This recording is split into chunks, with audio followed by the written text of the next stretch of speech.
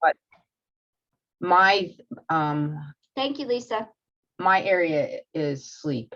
So I'm glad to help you with any things going on there, including handouts, what's normal, all that kind of stuff. We'd be glad to sort of get together with you. I love it. Well, I did speak with our head pediatrician here about a few things. And so, she's always amenable to, opening up and getting more information that would help her patients.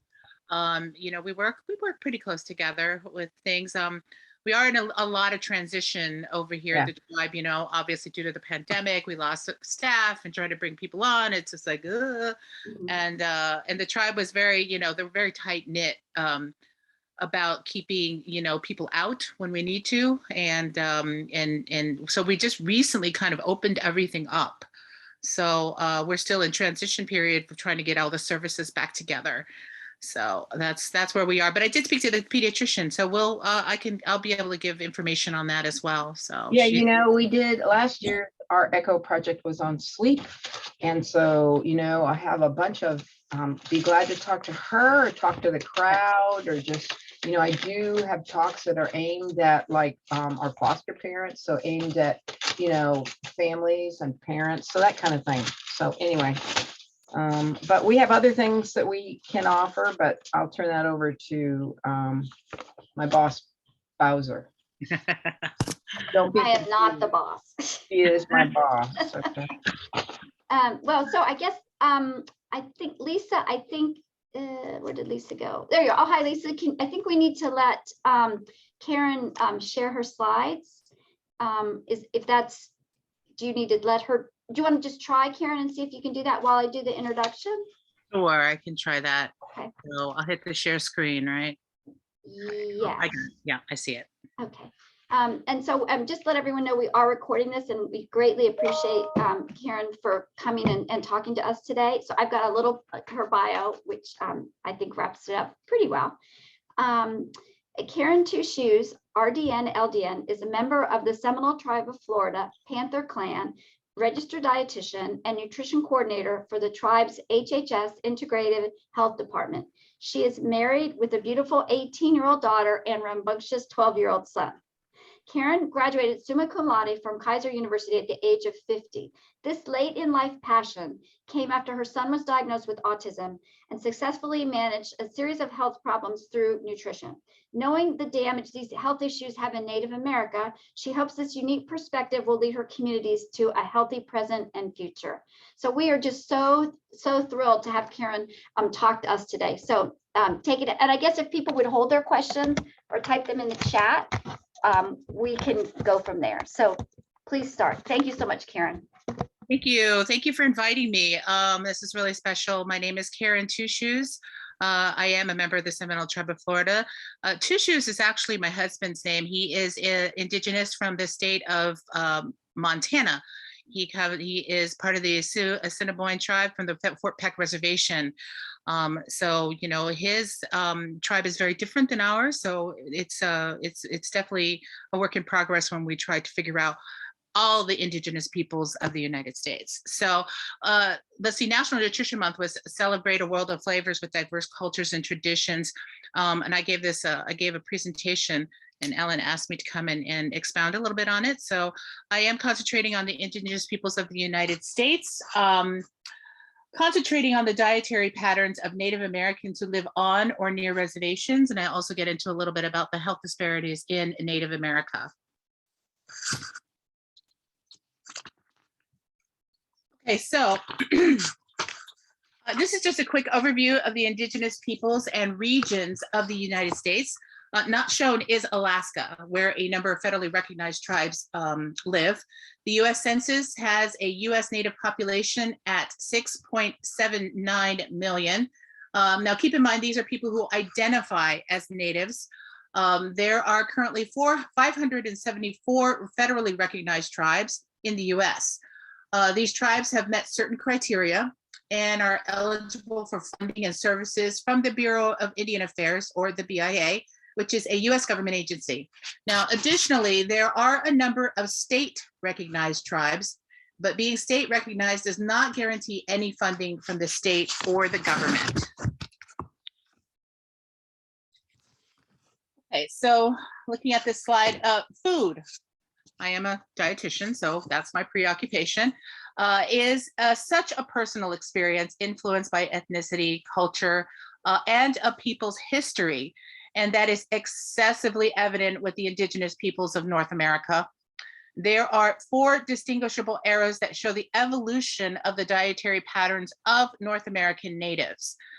The first time period would be before Europeans arrived, before Columbus, such a vast continent with such different ecosystems.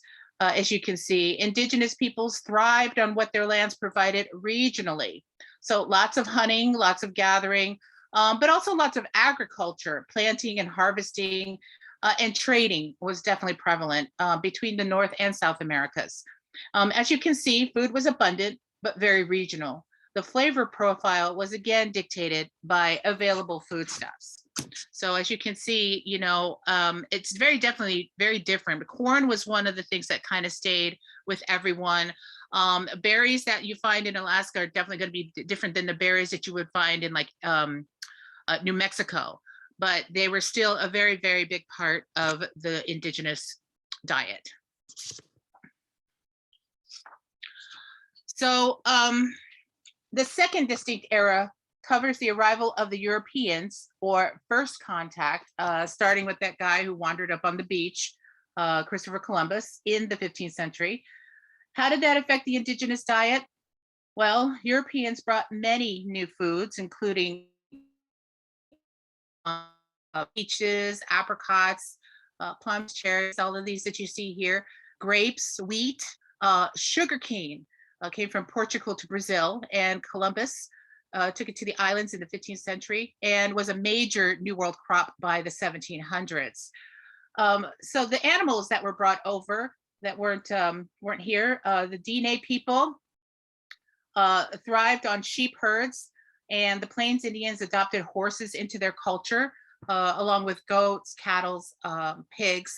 Those were ones, animals that were brought over from the other side, across the pond. So the after effects, major after effects of first contact: relocation via historical traumas like the Trail of Tears and the Long Walk of the Dene people, which forced natives from their homelands. Also means taking natives away from their customary food sources, including the beaver, which was killed. Meanwhile, overtrapping and hunting effectively reduced main food sources, including the beaver. He was killed for fancy hats for the upscale population. Feathers off of the egrets were killed for their feathers, another thing for hats, another ornament for hats. And on the plains, the slaughter and near extinction of the buffalo was a deliberate move by the US government to kill or dominate natives by exterminating their main food source. So the next question indigenous peoples ask themselves is, well, what do we eat now? So this brings us to our third time period, when natives were removed to reservations, most of which are still in existence. Now, some natives were removed to places like Oklahoma, like during the Trail of Tears, while some reservations were formed on ancestral lands. But either way, natives were limited or not allowed to hunt. Growing and harvesting foods in unfamiliar terrain presented major problems, and oftentimes reservations were on lands unsuitable for agriculture. Most had to rely on the foods you see here, supplied by the government as part of treaties signed in exchange for land.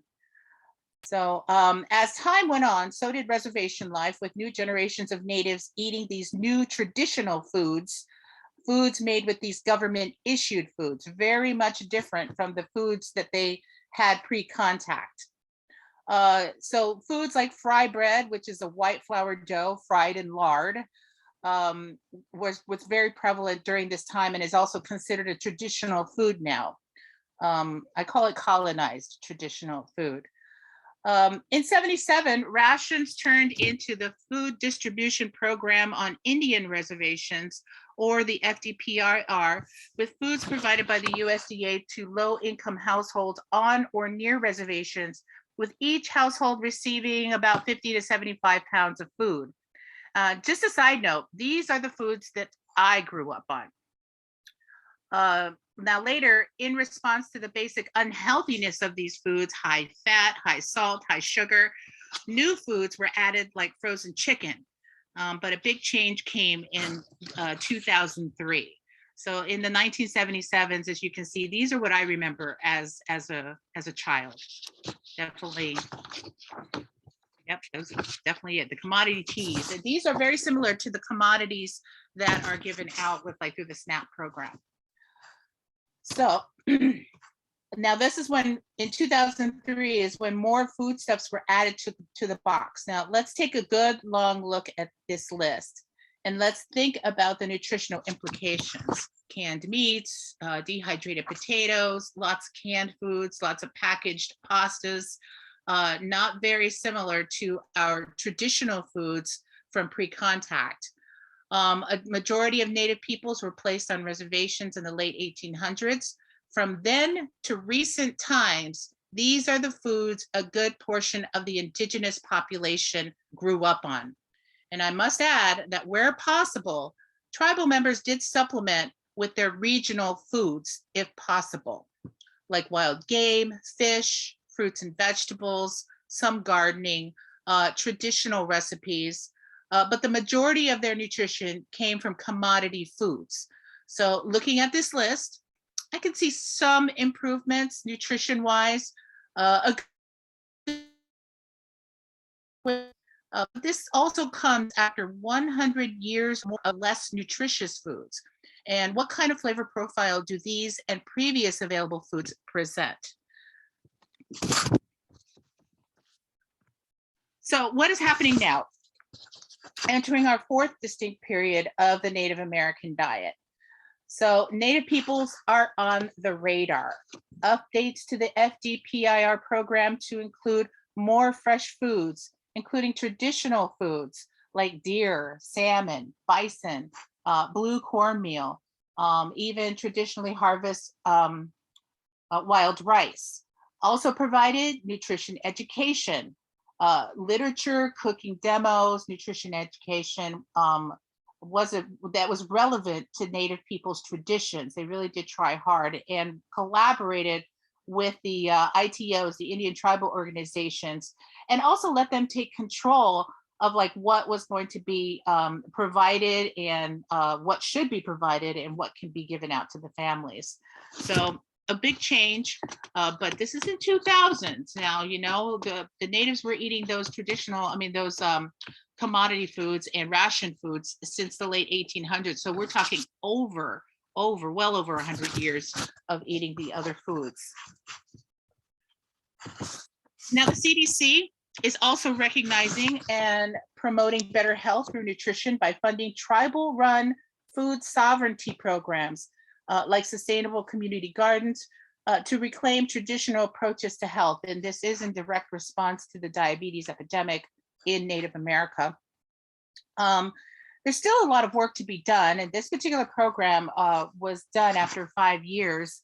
They really did a good job, though, of trying to bring back the native foods, pre-contact foods, and help educate the younger people and the older people as well to try and get them back onto the more natural plant-based foods. Still a lot of work to be done, but stepping away from those unhealthier foods and promoting a healthier ancestral whole foods diet was key. So another consideration, some tribes now have sustainable income in the form of legalized gaming and other lucrative business ventures, and the Seminole tribe is one of those. Tribes are using this money to provide better health care, entrepreneurships, and increased educational opportunities like post-secondary education, college, vocational, graduate studies. Indigenous peoples are educating themselves and using their education to improve the health and well-being of their tribes. Native chefs, cooks, community members, dietitians are using contemporary elements like culinary techniques and flavors, combining them with ancestral foods of the past. Now, by weaving together this past and present, The future tastes and looks delicious. This isn't across the board though, because a lot of tribes are in areas where a casino is not a viable option. And there are lots of natives who live in food deserts and still rely a lot on their commodity foods. Now, how can we assist either or both of these groups? Understand that diversity is everywhere, even in Native America. I used to get questions all the time up until recently, like if we still lived in teepees. And that's amazing to me, considering the education and the knowledge that is out there. Native peoples are not all the same. Some tribes may have similar customs and traits, but all have different languages, lineages, various customs, lots of different foods, and we all didn't live in teepees. So to this day, we are still fighting a stereotype. The drunk Indian is still a big one out west. So we had a problem with that here, but we've kind of overcome that a bit, but there's still a lot of problems with substance abuse. Native peoples, we're not a defeated people. To the contrary, we're survivors and thrivers. And understand, one of the things that is definitely need to be understood is that nothing is free. Tribes are not getting free handouts or charity foods.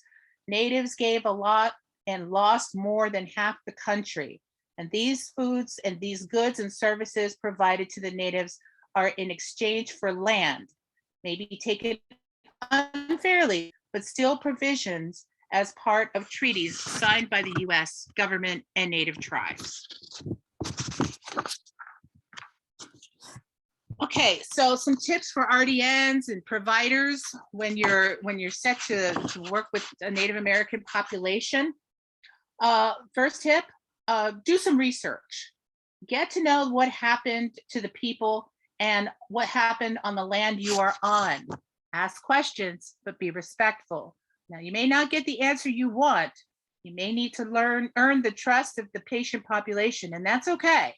You know, if you're true, you'll be able to work among the people and be accepted as well. Take a look at where you are, know the setting, and provide education accordingly. Are you in an urban setting? Are you in a rural setting? And that makes a big difference, because even with the Seminole Tribe of Florida, we have reservations in both of those areas. And then we have a reservation in the South Everglades, as opposed to one that's in the north of Lake Okeechobee. Very different terrain. So things are very different between all the reservations, even though we are one tribe.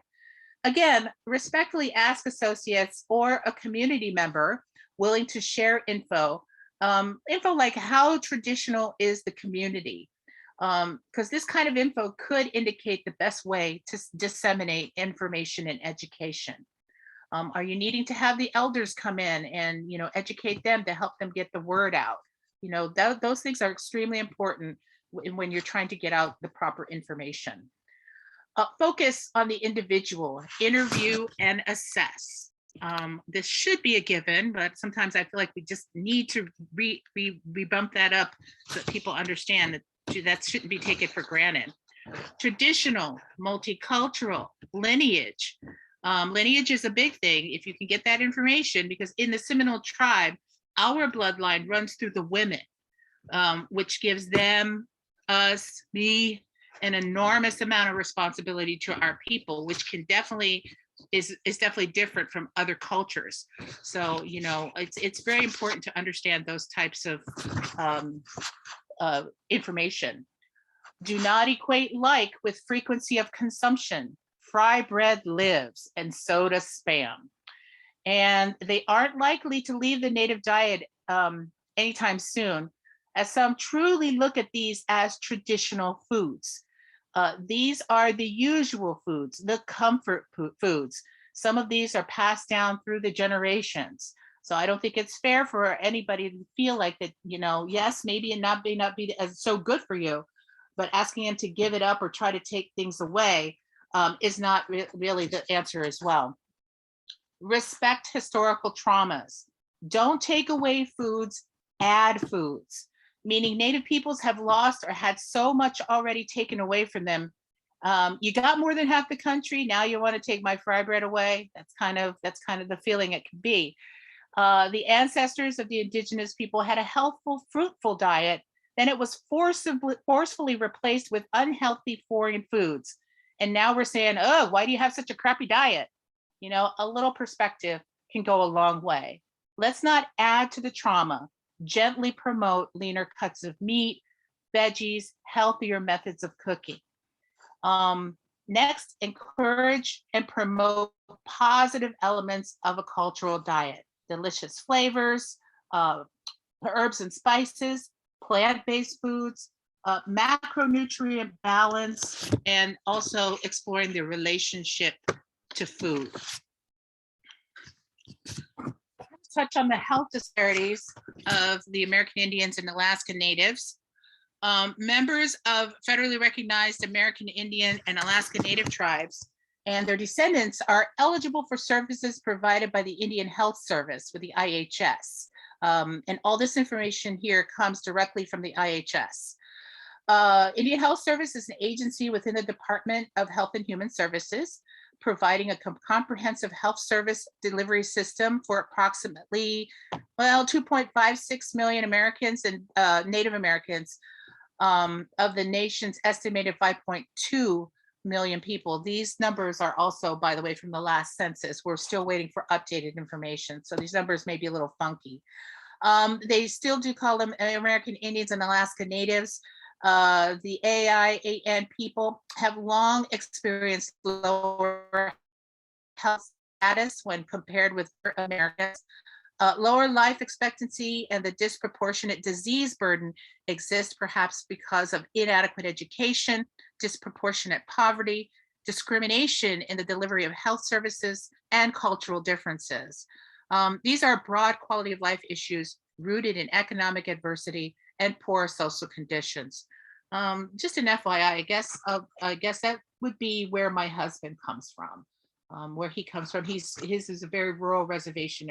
There's no major cities. You know, the closest city is Billings, and it takes us about 2 hours to get from Billings to his reservation. Some of it's on dirt roads. You know, I think they're trying to pave them. We'll wait and see the next time we get out there. This is taken from the IHS website. Do note that these numbers are from 2009 to 2011, waiting for the updated numbers from the current census. These numbers are per 100,000 population. Diseases of the heart, malignant neoplasm, unintentional injuries, and diabetes are all leading causes of American Indian and Alaska Native deaths. Please keep in mind, these numbers are from populations who rely mostly on Indian Health Service services. So reservations in rural areas, reservations where running water is a problem. New Mexico comes to mind, and Navajo people, not every Navajo has running water. Or where population numbers are high, like in Oklahoma, the Native population statewide is over 525,000. And so the government has a hard time fulfilling its obligations towards quality healthcare for the US indigenous population. This is different than what happens with other tribes, like the Seminole tribe of Florida, who have lucrative ventures, business ventures, and are not solely reliant on the IHS. So this is us. The Seminole tribe of Florida provides health services for its tribal members because of the income provided by gaming and other lucrative ventures.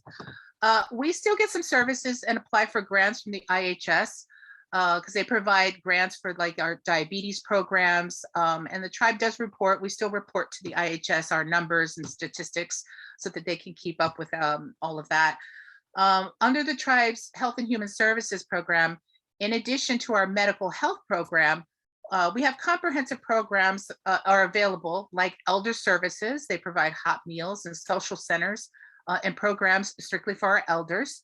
Behavioral health, Children's Center for Diagnostics and Therapy. That's same as behavioral health, but a lot of more goes into that. Advocacy and guardianship, environmental health, very comprehensive and self-sustaining. But I did grow up with IHS healthcare during the lean days before gaming came into the tribe. And I'm not going to say anything bad because, you know, you can't miss anything if you don't know what was out there. So, you know, we had doctors. I just remember a lot of doctors flowing in and out. Like you would get to know a doctor, and next thing you know, they're gone. You know, not a lot of trust was built up during those times.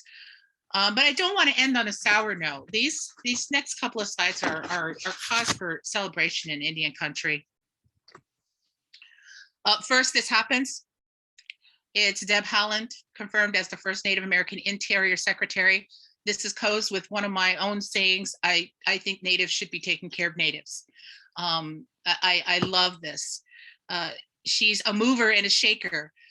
One of the coolest things that she's spearheading right now is she's targeting locations that have the word squaw in them. And in case you're not familiar, the word squaw is an extremely derogatory term towards Native American women. And so she's mandating that these places change, get rid of that word and change their names. Kind of like what's happening in the NFL and you know, different clubs across the country. And not just with Native people, but with a lot of other nationalities. Most people don't know or don't care that that word is derogatory, and it may not seem like a big deal, but as a Native woman, I'm telling you, I'm loving it. So there's another bit of good news. The budget request for the Indian Health Service calls for increasing the agency's budget to 9.1 to 9.3 billion. That's a 20% spending level, and they're also making it mandatory. Because believe it or not, money didn't have to go in. It wasn't mandatory. They could actually lower the money and just say, here, take it. And that happened for a number of years. So it's kind of like we were on the back burner. Well, if we can give it to them, well, let's give them some money. There's also then the 1.8 billion funding to combat COVID in Indian country. Things are looking up. Just the fact that we are not being overlooked during any administration is cause for celebration. It's a long time coming. Remember, survivors and thrivers. So I'm keeping my fingers crossed. So the next one is, we kind of touched on this before, I don't know, before everybody came in. I'm going to step away a little bit. So I did get an interesting question regarding asthma and the Seminole Tribe of Florida. And yes, it is an ongoing problem. It is a major concern. I did speak with our head pediatrician, Dr. Albrecht.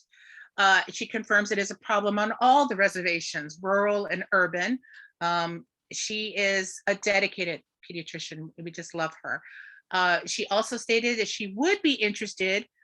She is aware of Project ECHO. She's part of their COVID project, where the clinicians could learn and take the lead. That's kind of like where she would like to go in that direction. A plan would have to be worked up and presented to our executive director, Dr. Kaswani. She is the coolest, but she has a ton of things on her head. And she also has to answer to the tribal council. So it does take time. I hate to say it, but just like any other government, there is red tape. And we're we err more on the conservative side. So we all, you know, everything has to be in its place before we take it to the tribal council. She does have a lot of leeway when it comes to, you know, medical programs and medical advice, but she does still have to answer to the tribal council. So is a collaboration possible? Yes, but again, it would be a process. Now that being said, Dr. Albrecht has given me the okay to give her contact information. So I will pass it on to Ms. Ellen, and let's see how we can move forward. That's exciting. I invite you to watch this documentary, Gather, about Indigenous Americans and food sovereignty. It's on Netflix, on iTunes, Amazon. You can get that. It's at the top there. It came out in November 2021 of last year. It is really an excellent look at, it's taken from the Indigenous perspective. And I think that's sorely missing. And I love seeing that happen more and more often as we move forward into this century. So my name is Karen TwoShoes. Thank you so very much. As we say in the Miccosukee language, Shinabish, Shinabisha. And so if there are any questions, I'm more than willing to listen and see what I can do. Thank you. Karen, thank you so much. This has been so informative. I really appreciate you taking the time to talk to us and, really let us know more about the Seminole tribe and the issues that you all have been dealing with and are continuing to deal with today. And I actually do have a question, and that was, again, because I feel like I know so little about Native American people, and I definitely will be learning more now. What percent of particularly in the Seminole, because that's what we're really thinking about more, what percent of the people from the tribe actually live on the reservations? I'm just curious. I would say we have like four major reservations. Hold on, I'll stop sharing. We have four major reservations, but we also have some communities. So we have, I would say about 85% are living on reservations. So we also have communities on the outside. We have a community in Fort Pierce. We have a community in Naples. We actually have a community now in Lakeland. So we've been buying up land and going through the process of making, our land, which is a process through the BIA. And so, we have a lot of the younger people coming back and living on one of our reservations. So, or communities. So I would say about 85% of the people live on the reservations. And if they're not, they're probably coming back. That's how it usually is. When I was a kid, I was like, I'm not living on the reservation. And guess where I live? I'm smack dab on the reservation next to my mom. So, never say never. And the communities are different from the reservations in that they're just not established as there's something required to be called a reservation. Again, that's just my ignorance and not knowing. Oh, no. Well, it was like, okay, so some of the reservations, like the four main reservations, actually the three main reservations, back in the 50s when they were establishing, when they realized there were natives down here, they needed to do something with them. Now, by then, sentiment had turned to, it wasn't so obtuse, it wasn't so negative. So a lot of people wanted to help. And so they got these lands together, and it was up to some of the more forward-thinking Seminoles to bring them onto the reservations. I will say we were slated for extermination back our tribal lands. Our tribal people were going to be our tribal extermination of our tribal status, I should say. So we were going to be disseminated into the regular population, but we pleaded with them, and it was actually Richard Nixon who actually said, hey, leave those people alone, give them what they need, and let them do what they need to do. Let them live. So, as terrible as he may have been, he's actually one of the people like, yay, so one of the many good things that he did. So the certain reservations where we were brought it onto these reservations, and then we slowly started grabbing up other places. Buying places like those communities in Naples, buying areas even around here in Hollywood, and it has to go through a process before you can do anything on those through the BIA. So you go through the process of making it federally recognized land. So, and the land, the thing is, the land belongs to the U.S. government. We're just allowed to live here.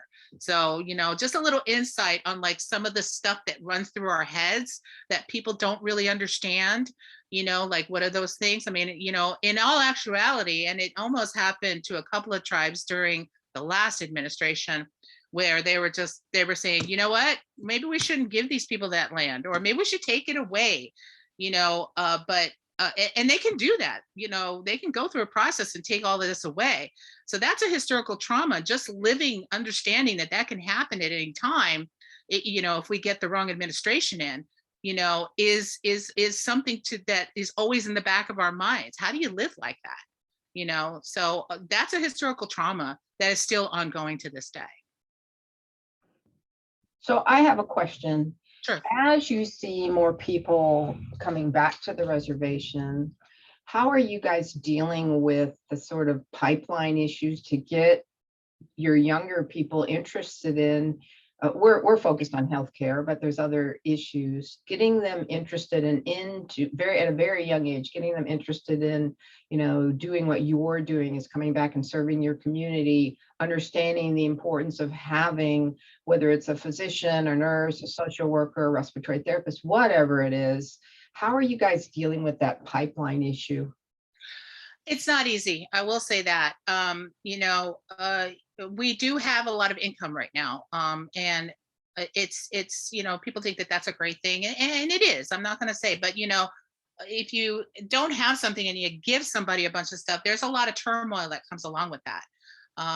People think that it's great if you have, when you don't have money, it's great that you have money. But when you get money, there are a whole new set of problems just pop up, and especially to a population who didn't have it and think very differently about those assets. I feel like that's how we lost half the land. We're like, yeah, sure, there's plenty of places out here for all of us to live. Next thing you know, we're like herded on these little reservations, not allowed to go anywhere. So you got to be careful of things like that. So the information, I believe we have great education here. I do believe that we're starting to come out of the cloudiness of like trying to figure out what we do with our money. As the younger people get educated, we're electing leaders that seem to understand how to move forward into the next century. And it's tough though, because there's still a lot of struggle. When there's a lot of funds happening. We had a problem with our young people. They would get a certain amount of money on trust funds at the age of 18, and then they weren't even around by the time they're 19. So that had to be figured out. All these other traumas they probably don't even understand within themselves can cause lots of substance abuse problems. I was actually a victim of that as well when I was younger, trying to figure out what am I supposed to do here? I don't identify with those people, but nothing's really going on in my tribe, but, we do have a good underlying of people here who are promoting us and keeping us, and that means, indigenous and non-indigenous people who are here helping us and supporting us and helping us move forward. And as much as I hate it, I'm not going to lie, all these young people are getting together on social media and really moving it forward, by banding together. My daughter is on native Twitter, and she talks to all of them out there, and they all band together and just realize, cultural appropriation, the pipelines, the Standing Rock pipelines and stuff. And they're all keeping each other informed about what's going on all over the country. And I think that's super vital as well. They're all indigenous, but they all have their own problems and they all band together. And I think that that's super. I'm really happy with that. So me, I went through a lot of problems before I came here. I went back to school when I was 45, I did a lot in my former life, as I said, I did a lot of crazy things, but I was kind of productive as well. But this particular life, I go out there and I get out there, and that's what I tell people. I'm like, we need to be taking care of ourselves, whether you're a doctor or if you like computers, there's computer jobs in the clinic, and the people be like, well, I'm too old. I'm like, hey, I went back to school when I was 45. Don't even try me, we've got to get in there and help everybody and be the role models. So that's the key, is finding the role models. And I feel like we're coming out of the cloudiness of trying to get ourselves established and moving forward with our young people. They're really starting to grasp what's going on and trying to move it forward. Thank you so much for sharing that, Karen. I have a question. I know you mentioned, and we've heard a lot about the trauma that, has been imposed on Native people. And I was wondering, I'm a mental health provider in Florida. I'm a licensed clinical social worker. What services or what supports, like from a mental health perspective, is available or offered within your tribe or other tribes? Well, we do have one for adults, it's Center for Behavioral Health, and we do have the CCDT, the Center for Diagnostics and Therapy. And they also help with like children with autism and stuff. Like this is where we got, so those types of service, occupational therapy, we do have them. And I'm not going to lie, it's in constant turmoil right now. We're not very trusting people. Seminoles have been notorious for that since the beginning. You know, and you know, it's going through its growing pains for sure. And another thing that happens a lot, and I think I brought this up, is that when providers leave and constantly there's like a rotating, it doesn't instill a lot of trust in us. You know, people come and people go. I mean, I had one provider who just drove me nuts, and I was just like, I don't know what he was saying to me. It just drove me nuts, and I was just like, I'm like, when you're gone, I'm still going to be here. So, what are you talking about? Why are you talking to me like that? Because you're not going to be here, and I'm still going to be here. So, let's get a little perspective here. I've been here. I'm not going anywhere. You aren't going to be here. So I can't wait till that day happens. That's basically what I told them. Not a lot of trust. So behavioral health and mental health is really a hard problem here. The trust is not quite there yet. I think it takes time. There are some educated Native peoples out there who are, the education is really starting to build up. And there is a wonderful psychologist named Dr. Daryl Tonema out of New York. And he is, we get him to come down here as often as we can. We have tried to employ him. He's so all over the place. It's hard to nail him down, but he does come down here. And so there's people like that, and who understand, because that's what, again, natives should be taking care of natives. I think we're just waiting to catch up with the curve and get people in here. There again, it's just about, learning the people and learning what they went through and trying to really like be in their shoes. And that is difficult. That's really difficult. But as we move forward, I think it is possible. Even if you don't understand, maybe respecting the perspective is where it's really at. There was another question in the chat. You mentioned that physicians didn't stay when you were younger, when you were just saying that as well. Do you think that's improved some? Do you have more continuity of care, would you say, Karen? Well, here in at the tribe, yes. We've always, we actually had started gaming back in 1970s, or actually it started with cigarettes in the 1970s. And then came through bingo and stuff. So we've always had, that I was, in my, around 12, I guess, when all that happened. So as we moved along, yes, and as we get more money, we've become more and more self-sustainable, and, we get the right people to come in and advise us, and those wrong people come in too, but we know how to weed those guys out. So, I think we're in a really good place here in Florida. Here at the Seminole tribe. We do have a lot of turmoil coming here and there, obviously a lot of turnover, and we're experiencing that right now, trying to get physicians in.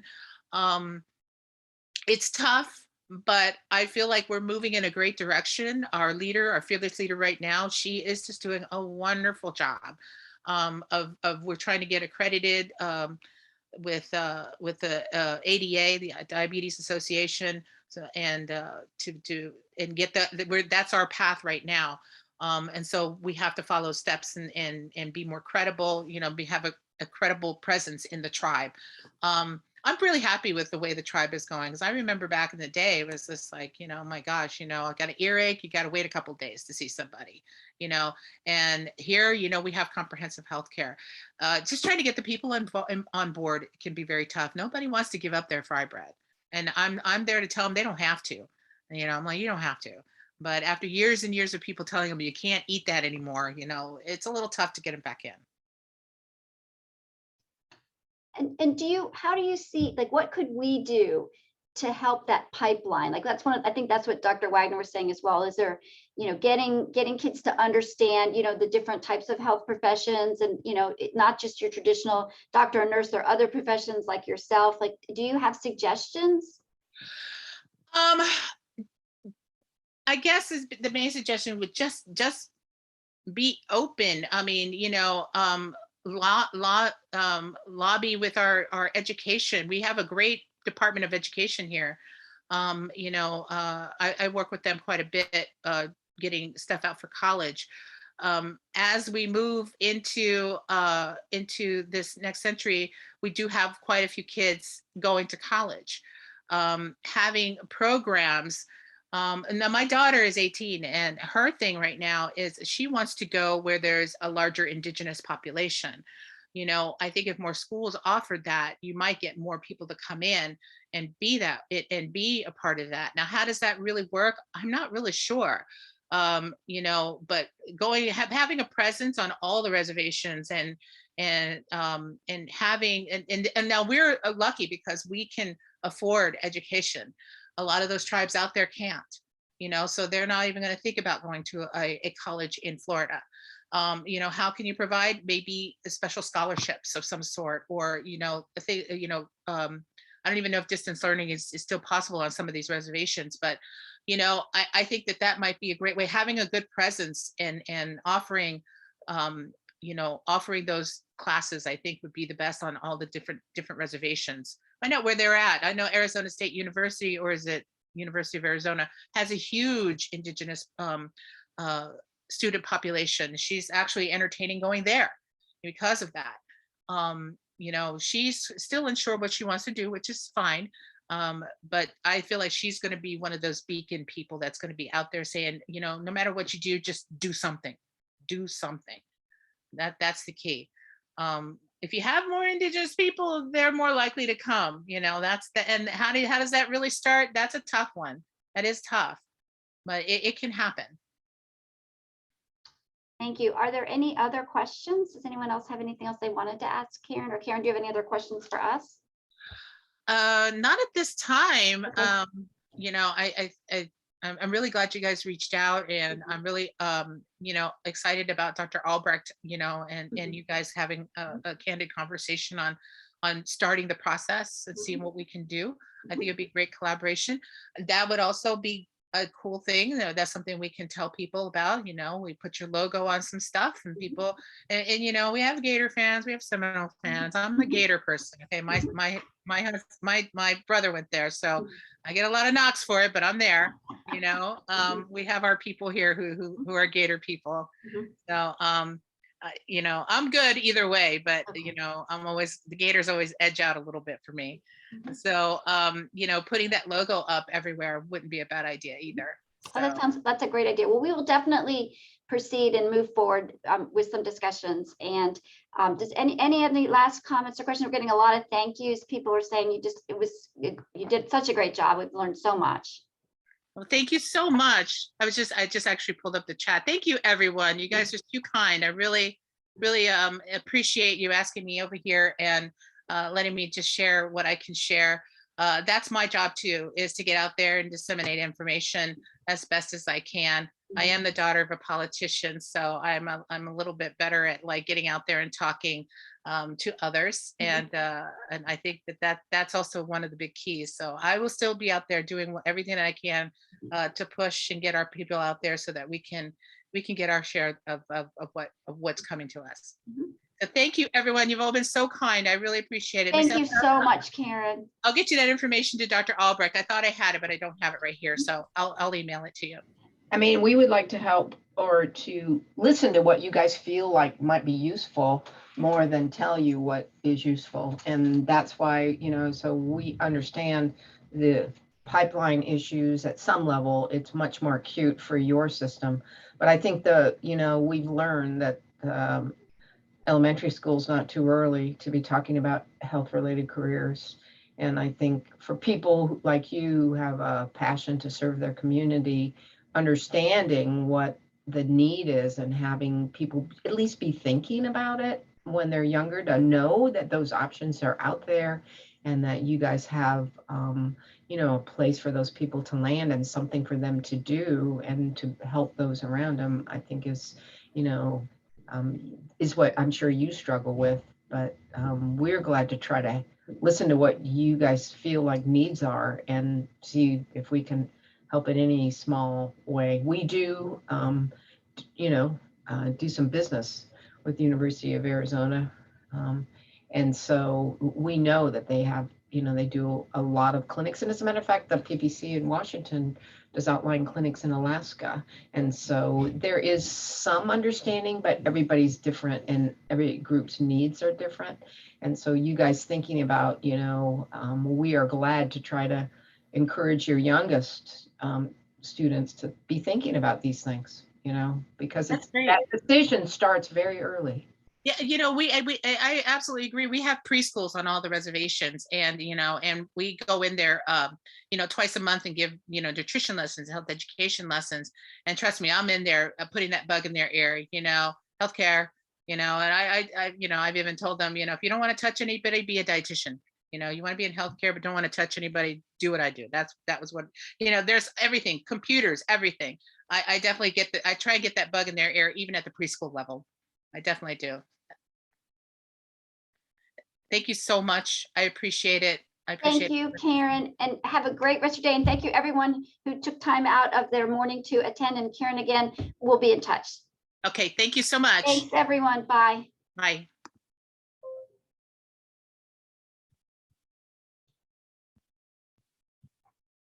Karen, are you still there? Yes, I am. Let me turn the recording off. How do I turn that off? Well, Lisa, can you turn the recording off?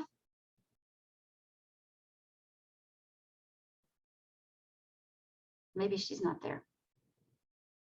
I don't see it. Oh, it is recording. Yeah. You know what? We'll just. All right. Is it off now? That's okay. So I will be in touch with you, Karen. Thanks again. This has been fantastic. Thank you. I appreciate it. Thank you. Have a good rest of your day. All Okay. right. Thanks. Bye. Have a good one. Bye.